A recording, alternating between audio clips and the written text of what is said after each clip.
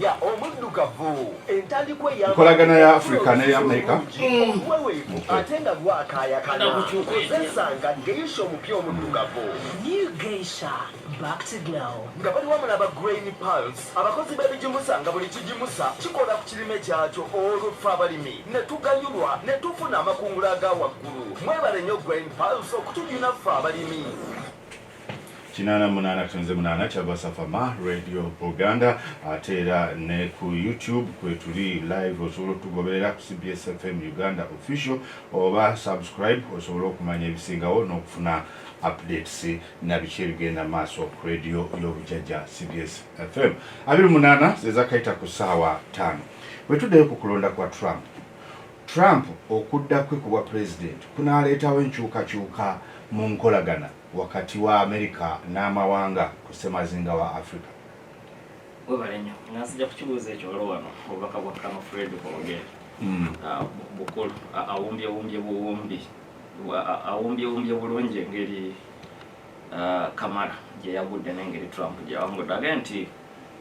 it's always challenging to shock absorb loss, but I think the Democrats and sympathizers should appreciate that in the circumstances of incumbency backlog, heavily loaded with the post-COVID limping global recess, a disastrous Afghan withdrawal, the Ukraine war, and the Biden administration indecision on the Palestine war, coupled with the disadvantages of a late entry substitution, Harris put up a good show, losing most states in the range of 47 versus 48 to 49 versus 51%. Era naga nti ye mukulaba okukwa omulimu omunene Republican Party gweyina gwakulaba ngeri gye defense gye yetegekera 2028 kubanga ekya Trump kyo ne bwatakola kyamaanyi ebyafaayo amaze okubikola bingi nnyo takyalina nnyo kyagattako nzikanya nawe ndowooza kumpi ku buli nsonga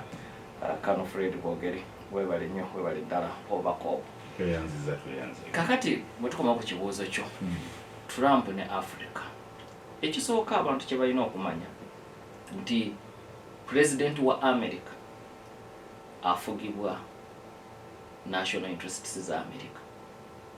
ebirala byonna ziba nvandiirwa so ne bwaga nti ayagala nnyo demokrasiya n'eddembe ly'obuntu naye nga Saudi Arabia agusa national interests za America olwo eby'eddembe ly'obuntu biba tebikola tasobola na kubinyegako oba ali munda wa Saudi Arabia oba wabweru wa Saudi Arabia so kakati ne mu Africa national interests za America zeziriwa ekisooka bw'otunuulira campaign z'abantu bano ababiri bombi Trump ne Kamala Harris Africa teyina nnyo weebadde naye bw'oba munoonyereza nga oyagala nnyo okugizuula otunuulira ku ngendo Kamala Harris zaabaddeko wano mu Africa mu kisanja kino nga beetegekera akalulu n'otunuulira ebimu ku birowoozo ebiri mu nteekateeka gye bayita Project 25 enteekateeka eyo ekulengeza ku Trump byateekateeka okukola mu kisanja kino abaakola mu gavumenti ye abasoba mu 10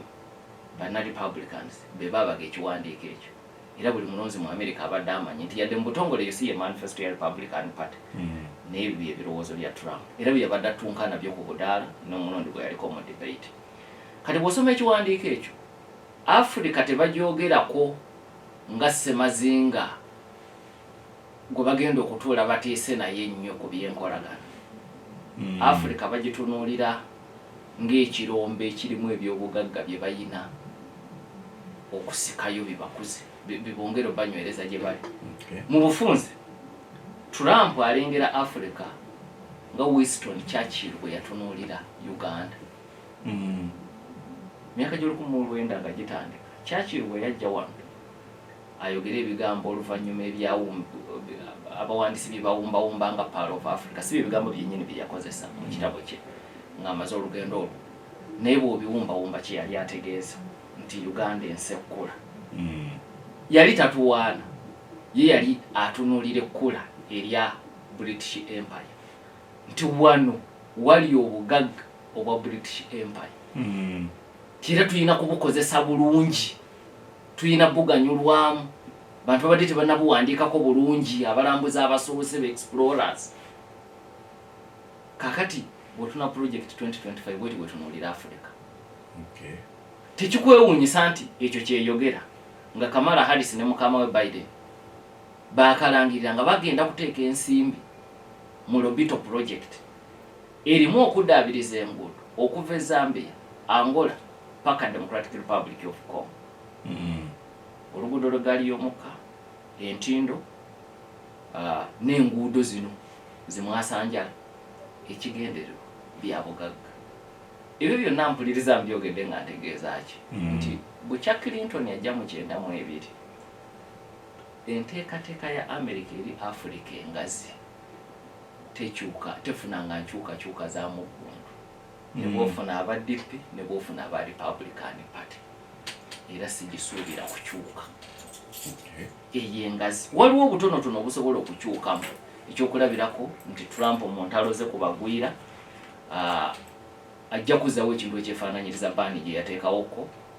ku mawanga ge yayita ag'Abayisiraamu njukira nti All Africa batutwaliramu Somalia batwaliramu eggwanga erya Sudan n'eggwanga erya Libya ebintu ebifaanaganako bwe biti ebyo eyo si policy shift ebyo bitonotono bweba kampuni oyinza kubiyita biri administrative ebyo byangu tebikyusa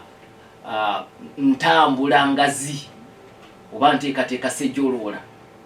eya America yo sigisuubira kukyuka sigisuubira kukyuka bino ebitone biri tactical ebyo bisuubiramu ekyokulabirako nti olwokuba takkaanya na byakugyamu mbuto enteekateeka nnyingi ezikwata ku byobulamu wano zijja kukosebwamu kubanga enteekateeka ezo na projects nnyingi bw'oziraba mulimu ku bye bakola bagenda ne mu nkoleza ez'ekizaalaggumba Republican Party zeetawagira so tekitegeeza nti empagira y'ebyobulamu yonna awamu egenda kukosebwa naye enteekateeka eziyingira mu nsonga ezo ez'ekizaalaggumba zijja kukosebwa so mu bufunze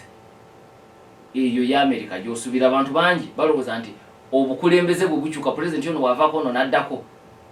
ebintu bingi bikyuka si bwe kiba abadde ne wali ku post omwana n'akubira munne essimu yoga Trump akomyewo essente zigenda kujja obwavu obadde butuluma no kirimu ku makulu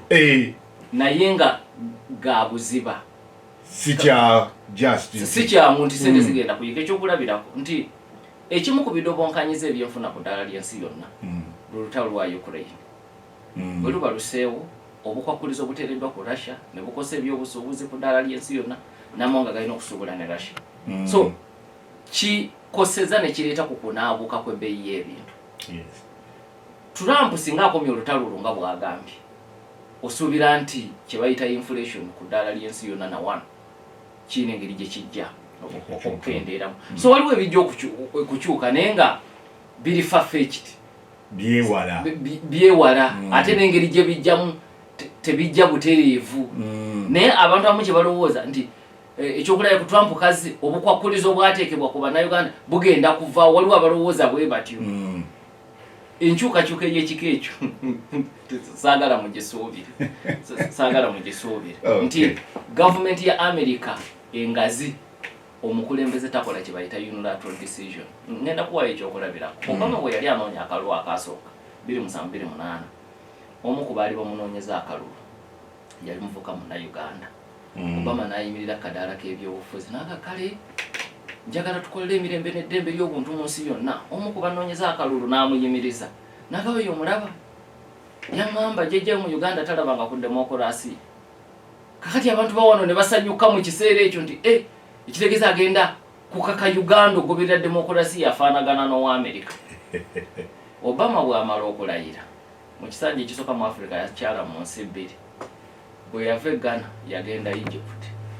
bwe yagenda e Egypt gwe yali ateetera naye Hosni Mubarak nga y'omu ku bannakyemalira abasinga obukambwe mu nsi yonna so si musemazinga wa Africa wabula mu nsi yonna kubanga yafuga emyaka 3